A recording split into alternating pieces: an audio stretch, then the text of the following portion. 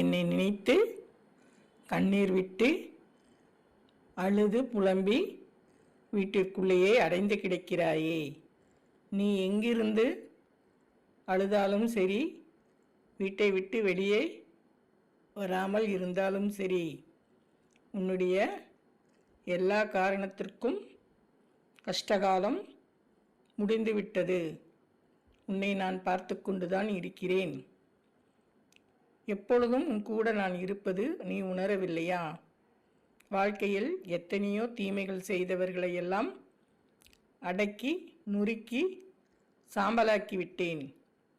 இன்று உன்னுடன் நான் இருக்கும் நிலை உனக்கு இன்னும் புரியவில்லை. என் மக்களை காப்பாற்ற எனக்கு தெரியாதா?